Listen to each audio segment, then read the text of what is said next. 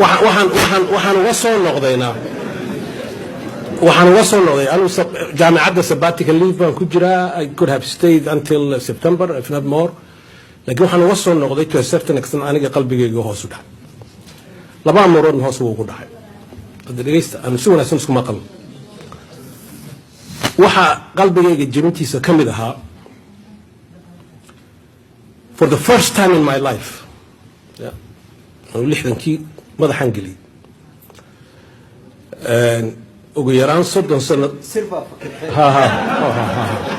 ma waa kolka waa iska waa casr baa la joogaa laakiin xaji 30 sanadoodna waxbaan ka qoriyay waddanka ilaa Soomaalidu waxay tadaa hadday fool timaado guda qarsiima hadhay. For the first time in my life waxaan soo arkay nidaam taaban arinta waxaan soo arkay marka la eego political class ma dadka masaakiinta caadiga ah dhalinyaradan jaamacadahan ka hadlay 450 baa yimid and they ask you excellent questions, laakiin dadka siyaasadda elite markaan soo arkay meesha for the first time in my life waxaan soo ogaaday layguna yidhi inaan ahay qof reer waqooyi. Let me make this very clear. qof reer waqooyi inaan ahay ayaan soo ogaaday oo marka la isku galeen la wada hadlay leadershipkii arrimaha laga wada hadlayo meel loo dhaqaaqan la waayo lagu go'oonay inta goor lagu yidhi anigu baa tirin kara I have it in my notes lagu yidhi wardaydinku waad maqantiina deen laga daayay hadalka waad maqantiina dadka dhageysadii waad maqantiina deen laga daayay hadalka waad maqantiina dadku. In other words, sheekada soo kulaalo halka soo fadhiisan laakiin de guntaha soo gali waad maqantiina. Taan soo ogaaday waxaan soo ogaaday inay laba leedahay laba jaranjarada hore waxa weeye up to a certain point mid loo garaabi karo hadalkaas waayo degmadan ka yimid gobolka Somaliland waan baxnay ayaa la yidhi. So one can make that argument. anu inkastoon by the way and I think aan waan isku raaci karnaa waan filayaa anu aan aaminsanahay dadka degmada ku nooli wax badan bay qabsadeen oo wanaagsan bay qabsadeen haddii aan la garan oon la qiran oon meelba laga sheegin wanaaga ay qabsadeenna la iskuma soo noqon karayo. You have to be very clear about this. taasi ma aha wax walba way hagaagsan yihiin oo arrimaha cali ka hadlay waan ku raacsanahay oo dhibaatooyin badan baa yaala oo degmada yaala laakiin marka loo qiyaaso ummadii kale siday tahay anigu waxaan qabaa at least I will make that argument in public waxaan qabaa inay ugu horeyso wax badan oo wanaagsan qabsatay way ka mid tahay qarannimada Soomaalida isku keenkeega inay dadkii ka yimid waqooyigu mas'uulka ahaayeen inteeda badan baan ugu qabaa laakiin waxaan soo ogaaday magaalada Muqdisho markaan tegay arkay dadkii siyaasiyiintii ummadii meeshaan arkay waa lagu soo dhaweyn sharaf wanaagsan waa professor Kendi baa lagu odhan all of that nice laakiin marka la isgalo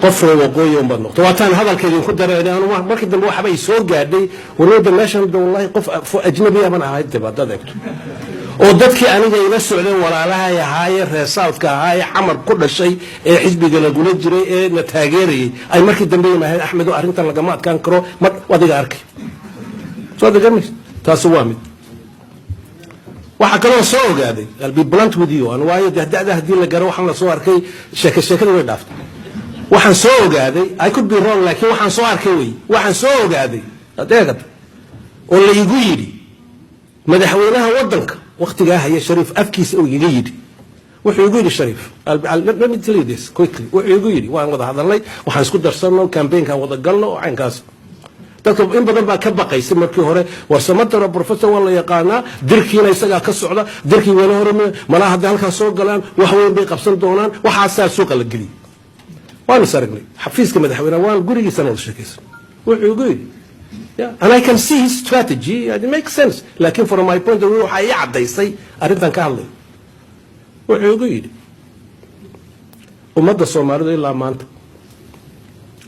this is a code waxay ku noolayd oo halka ku soo gaadhay sabirka dadka dirka la yiraahdo this is a code sabirka dadka dirka la yiraahdo ayaa halka ku soo gaadhay nimanka daarooda qaylada badan la hala siiyo sida la siin jiray.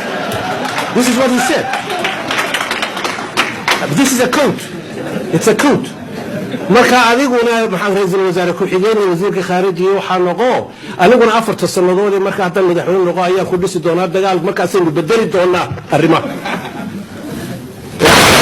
Every one of the major candidates, listen to this, every one of the major candidates, amba direct how you know Sharif waxaan ku jeclahay direct one amba si maldahana loo yiraahdo qofka qore arinta ka talaabsaday yiri ma we can do different things. wuxuu ahaa Abdiwali, Dr. Abdiwali is the only one. ay hore u dhacday in maxaan ku raahay la isku dardaro oo Cabdirashiid iyo Maxamed Ibraaci galmo ku israacay. Why not now? inta kale xitaa taariikhda ma ba garanayaan badee sida waxaan uga jeedaa in soo qalbi jabiyo waxa weeye midwaar waqooyi baan noqdo. I have seen this.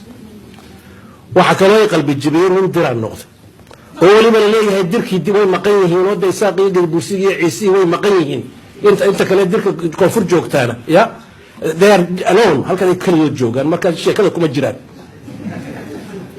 labada amuurood baan arkay markaan arkay how do you respond to this ayay jawaabteedii noqotay. kolka waxaan isiri dib u noqo soo xisaabtan maskaxdaadii ka soo shaqee soo dhageyso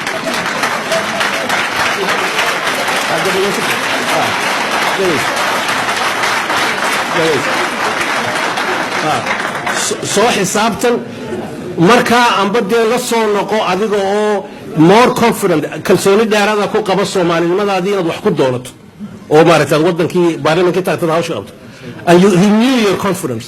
iyo inaad tiraahdo wallahi arrintaas ma soconayse waa inaad kurubka meel kale ka baara halkaas aan taagnaano.